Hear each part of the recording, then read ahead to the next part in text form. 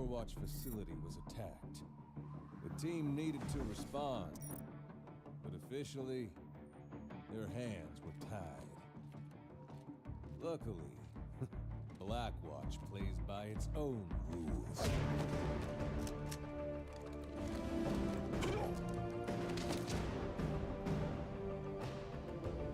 We all knew who was responsible. Rumor had it he'd be well protected. Our mission was to drop in and get him out so he could face the music. At least, that's how it was supposed to go. Good evening, Commander Reyes. How will this look on the news? Overwatch unlawfully abducting a respected businessman? Even if you take me now, my friends would have me released within the week. All this theatrics have been a waste of our time.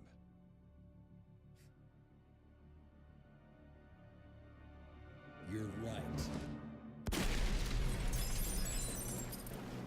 Reyes, what did you do? This was not the plan. Well, looks like we're going with Plan B.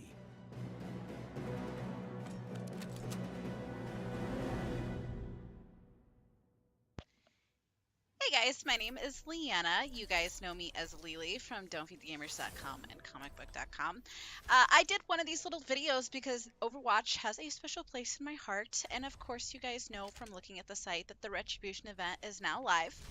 And that we've covered the previous skins and what the event actually is. This video is more to give a first impressions on the gameplay aspect itself. We're comparing it to last year's Uprising and Brawl, and also kind of discussing the future of the game as well. The one thing that I will say as a disclaimer is I am not a Genji player. I never play Genji. I think in the entire time I've been playing Overwatch, I maybe have tanked 15 minutes total in a Genji. So there are a couple moments here where it's like, oh wow, you like totally suck. So please try to keep the judgment down because it's not my fault. It's not a character I usually favor. I am usually a Reinhardt or a Pharah main, or not Pharah, Lucio main myself. It depends on if my team comp needs a healer or a tank, but those are like where my strengths lie. So you know, there's a lot of me like accidentally walking up walls when I wasn't supposed to in this. One thing that I do like about the Retribution event is, you know, a lot of people when they look at Overwatch, they kind of think it's this like oversimplistic shooter, but at first glance that kind of is what it looks like. But don't let that fool you, because Blizzard has an amazing lineup of animated shorts, comic books, and even the voice lines hide all of this really cool tidbit and looks into the lore, and that's something that really makes this game incredibly dynamic, and it's kind of the biggest reason why it's been such a success. It became a multi-billion-dollar title with in the first year of release. Because of that lore that's kind of been attached to it, the title is much more than just a dive right in shooter. It's so much more than that. Every character has an intricate past with one another. There's struggle and strife and romance, and there's a lot of cool things that are hidden beneath the surface, and that's one of the reasons why I will constantly find myself going back to the world of Overwatch. This one, as you saw in the beginning of the video, is pretty much an animated short that really shows the downfall. You'll see Reaper, Moira, Genji, and McCree, and they're all like on this mission together before it kind of went ass up.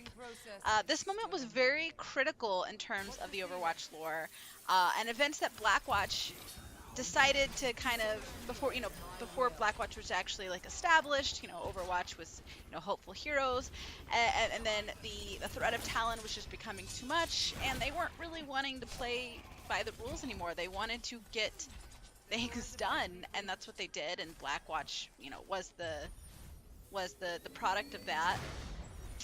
Reaper, as you can see, the tension goes high between Reaper and McCree, and this is really a critical and pivotal moment in the lore, I think, and really kind of explains a lot of those voice lines you'll hear in between a match between both McCree and Reaper and Soldier 76.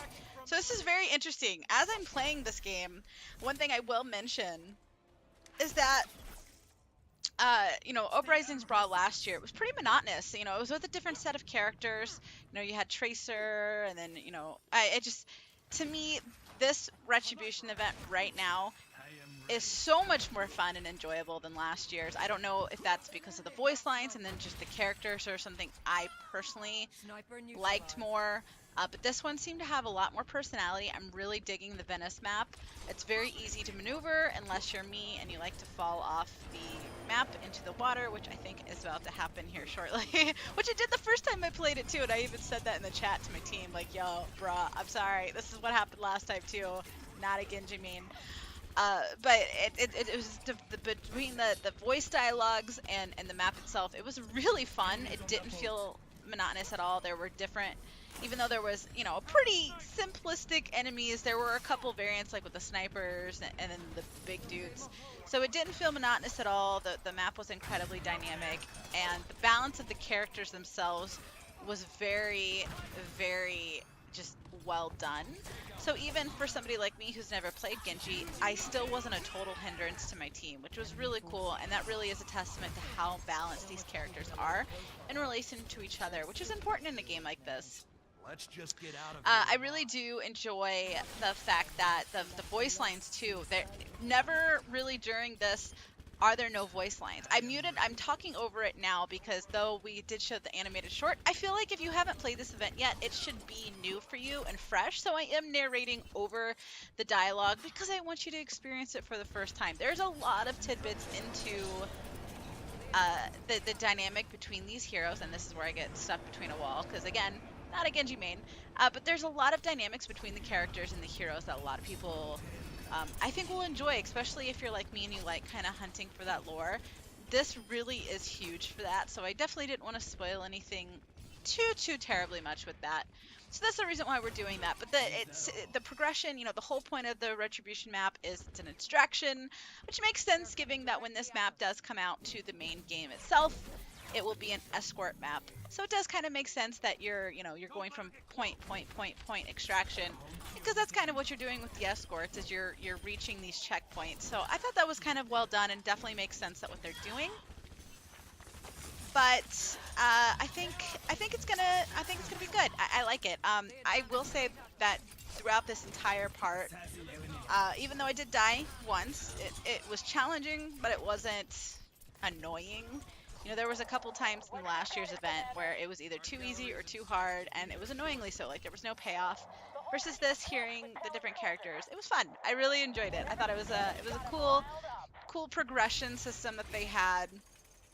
And it's interesting, and especially for those that like to get the skins like I do. Like, I love the skins, and that's like a big reason that I keep going back. Like, every time I am like, I can't do Overwatch anymore. I've got to take a break from it. I can't do this.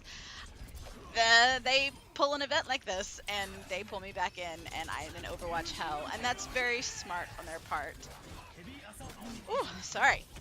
So what I do like about, again, I know I keep saying what I like, but what I do also like about this is there is enough lore and interaction going on during the map play, but it doesn't like overtake it. Like, you still have an objective, you still have challenging gameplay mechanics, but it really does kind of show and support what people have been saying, the player base has been saying about wanting an actual story mode. And there's two reasons why I think that a story mode really doesn't work. Clip one, Jeff Kaplan, who is like the Overwatch daddy, he has been very honest in the past, saying that it was more of a respect to the community, because like you would think a developer might be a little annoyed by the different interpretations of characters, but they love it. Like, there's so many ships where like people ship like Mercy, Genji and Mercy is a big one, Pharah Mercy, McCree and Reaper is actually a big one. And he said that the team really likes that, and the fact that there are so many different interpretations of these characters, they feel like a concrete, non-objectable story would kind of hinder players being able to kind of interpret these characters how they will. And I can kind of respect that, you know, keeping the community in mind. I think that's very cool of them. I think that they handled it very well. But on a more business side, because at the end of the day, as much as we love Blizzard, they are still a company, and companies aren't really company if they're not making money. And at the end of the day, the money needs to be made. And you know, I kind of mentioned it earlier, is, you know, that the events keep pulling me back, and because of that, it is a huge cash cow for them. So, you know, right now there's no story mode. So for people that want, like, you know, like myself, want the story, they have to get those lore bits through partaking in these different events. You know, if they want to get that additional knowledge, the additional perspective, want to earn loot from particular time periods in Overwatch's history, they have to partake in these events. So by having a canonical story mode, you're kind of robbing, or Blizzard is kind of robbing themselves of that cash cow. Like, this is something, they have events all the time. You know, they just wrapped up the Chinese New Year lunar event, you know, the Halloween event. There's so many different events that they offer, and by having a fully fleshed out story mode, it would really kind of hinder what all directions they can take these events in. Because if they have that, then they just completely limited what they can do that's going to be fresh. And they don't want to just keep doing the same events over and over again. Even though the Uprising was also available last year, they've clearly, as you can see from the gameplay, made significant changes to what's available. And that is something that is very evident. And I don't see them really taking that option away.